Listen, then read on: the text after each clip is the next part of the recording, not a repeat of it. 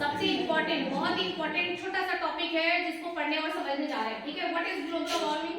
पता है आपको ग्लोबल वार्मिंग क्या होता है? इनसे sir, what is global warming? Do you know? You don't know. Boys में से व्यांग, माही, सुरेंद्र? एयर के अंदर कार्बन डाइऑक्साइड का ज्यादा होता। फिर नाम से मैच किया? पूरी बात बताओ, नाम क्या दे रहा है? Global warming. तुमने बोला कि एयर के अंदर कार्बन डाइऑक्साइड, ज्यादा गर्मी हो जाती है। कहाँ गर्मी होती है? इंडिया में, वर्ल्ड में, ग्लोबल में। आधा ने क्वेश्चन सही बताया, ठीक है ना। ग्लोबल वार्मिंग, नाम आपको समझ में आ रहा है? Global warming. ग्लोब का मतलब क्या होता है? पूरा अर्थ। बोलते हैं ना कि ग्लोब जाते खरीदने के लिए मार्केट में जो प्रोजेक्ट मिलता है, ग्लोब मिलता है ना, घुमा घुमा कर पूरी धरती को देखते हो, तो वो क्या है? हमारा ग्लोब है, ठीक है। जब हमारा ग्लोब गर्म हो जाएगा तो इसको हम क्या बोलते हैं? ग्लोबल वार्मिंग बोलते हैं, ठीक है। अब इसके पीछे का रीजन देखो कि हमारा अर्थ गर्म क्यों हुआ, कारण क्या था अर्थ के गर्म होने का? तो क्या कारण था? पेड़ कम होने से कार्बन डाइऑक्साइड। हाँ, दो कारण देखो थे। पहला रीजन तो ये है कि पॉपुलेशन बढ़ रही है पूरी धरती पर, नॉट फॉर इंडिया ओनली, पूरी धरती पर क्या हो रहा है? पॉपुलेशन बढ़ रहा है। पॉपुलेशन बढ़ रहा है तो लोगों को रहने के लिए जगह चाहिए। जगह चाहिए तो क्या कर रहे हैं लोग? जितने भी पेड़ है उसको काट रहे हैं, ठीक है ना।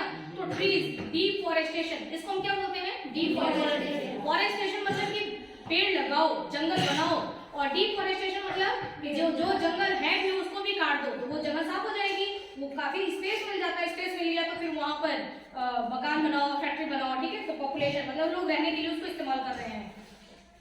अभी मैं अजमेर गई थी संडे को, मैंने देखा कि बहुत सारी जो पहले पहाड़ियां थी उन पहाड़ों को की कटाई चल रही है और काफी मतलब हद तक पहाड़ कट गए वो। अब सोचो, वो तो नेचुरल चीज था, है ना, पहाड़ है वहां पर, तो वो वहां पे उस क्लाइमेट को मेंटेन किया हुआ है, एयर आ रहा है, कैसे सब मेंटेन किया हुआ है। अब वो उसको काट के उसको पूरा लैंड बना रहे हैं और प्लॉटिंग हो रही है, ठीक है, वहां पे काम चल रहा है। इस तरीके से अभी जैसे यहाँ पे पहाड़ियों की कटाई हो रही है, वैसे ही पेड़ पौधों की भी कटाई हो गई, ठीक है ना। पूरे ढेर सारे पेड़ पौधे ऐसे हटा दिए जाते हैं, पूरा जंगल साफ कर दिया जाता है अगर वहां पे फैक्ट्री डालनी होती है तो ये पेड़ साफ होते गए और इंसान ज्यादा बढ़ते गए। उससे क्या हुआ? क्या नुकसान हुआ हमारे को? नुकसान ये हुआ कि हम क्या करते हैं, हमको सांस लेने के लिए क्या चाहिए? देखो, वैसे तो इन्वायरमेंटल एयर चाहिए होता है, केवल ऑक्सीजन नहीं चाहिए होता है, ये आपको पता ही है। लेकिन बात तो केवल हम ऑक्सीजन और कार्बन डाइऑक्साइड की करेंगे। हम क्या करते हैं? पेड़ पौधे को क्या देते हैं? ऑक्सीजन देते हैं। तो वो जितने ज्यादा पेड़ पौधे रहेंगे हमको उतना ज्यादा ऑक्सीजन मिलेगा, हमारे लिए फायदेमंद। और हम जब सांस छोड़ते हैं तो उसमें ज्यादा एयर में ज्यादा कंसंट्रेशन किसका है? कार्बन डाइऑक्साइड का। तो हम जो कार्बन डाइऑक्साइड दे रहे हैं वो ढेर सारे पौधे रहेंगे तो वो सारा कार्बन डाइऑक्साइड ऑब्जॉर्व कर लेंगे, तो यहाँ पर कार्बन डाइऑक्साइड बढ़ेगा नहीं, एटमॉस्फेयर में कार्बन डाइऑक्साइड बढ़ेगा नहीं। अब वहां पे पेड़ पौधे काट दिए तो उससे क्या हुआ? कार्बन डाइऑक्साइड, पॉपुलेशन तो बढ़ी रही है, ठीक है, सांस छोड़ने की प्रक्रिया चलती जाएगी और धीरे धीरे एटमॉस्फेयर में क्या होता जा रहा है? CO2 बढ़ता जा रहा है।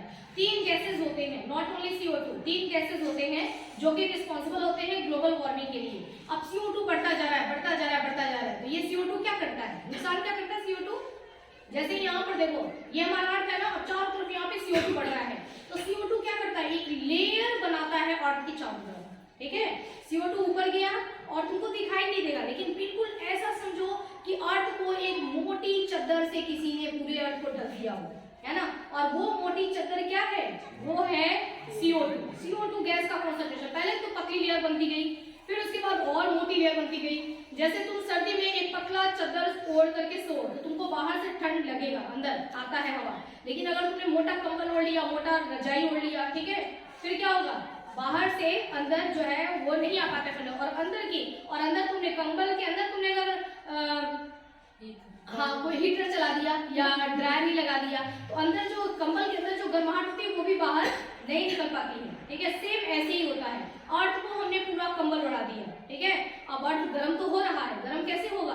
क्योंकि मॉर्निंग में सन तो निकल रहा है ना, तो सन आ रहा है, सन क्या कर रहा है? अर्थ को गर्म कर दे रहा है। शाम को अर्थ एकदम गर्म हो गया, शाम को सोचता है अर्थ की मैं भी ठंडा हो जाऊं, लेकिन ठंडा होगा कैसे? जब वो अपने हीट को निकाल रहा है कि मेरा पूरा हीट जो है यहाँ से निकल जाओ, यूनिवर्स में निकल जाओ, ताकि मैं ठंडा हो जाऊं, थोड़ा सा टेम्परेचर मेरा मेंटेन हो जाए। तो जब हीट निकलता है ना, तो जो वो कंबल ओढ़ा हुआ है यानी कि CO2 जो है वो हीट को बाहर जाने नहीं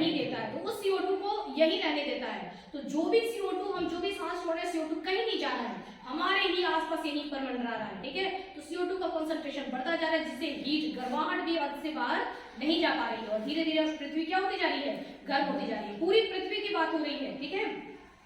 पहले पृथ्वी का टेम्परेचर 1 डिग्री सेल्सियस बढ़ गया, फिर 2 डिग्री सेल्सियस बढ़ गया, 3 डिग्री सेल्सियस बढ़ गया, ठीक है। अभी 2 डिग्री सेल्सियस पर चल रहा है ना। अब टेम्परेचर यदि अर्थ का बढ़ते बढ़ते एक डेडलाइन दी गई है कि पूरे ग्लोब का टेम्परेचर यदि बढ़कर के 4 डिग्री सेल्सियस पे पहुंच गया तो फिर बहुत ही खतरनाक कंडीशन होगा, जो कि दिखाया जा रहा है, बताया जाता है, बट हमारे आंखों के सामने तो है नहीं। हम सोचते हैं कि हमारा जीवन तो निकल ही जाएगा, क्या करना है, लेकिन होगा ऐसा। जब टेम्परेचर अर्थ का बढ़ जाएगा तो क्या होगा, देखो तुम आइसक्रीम बाहर रखते हो तो क्या हो जाता है, आइसक्रीम मेल्ट हो जाता है ना। और अर्थ के ऊपर इतनी बड़े बड़े आइसक्रीम रखे हुए हैं, रखा हुआ है ना, हिमालय, हिमालय हिम से बना हुआ आलय, इतना बड़ा हिमालय पूरा किससे बना हुआ है, बर्फ से बना हुआ है। तो ऐसे ऐसे बहुत सारे ग्लेशियर हैं अपने यहाँ पर, बहुत सारी बर्फीली चीजें हैं जो हमको देखने को नहीं मिलता है। अर्थ के ऊपर और नीचे पोल पर कितनी बर्फीली चीजें हैं ना।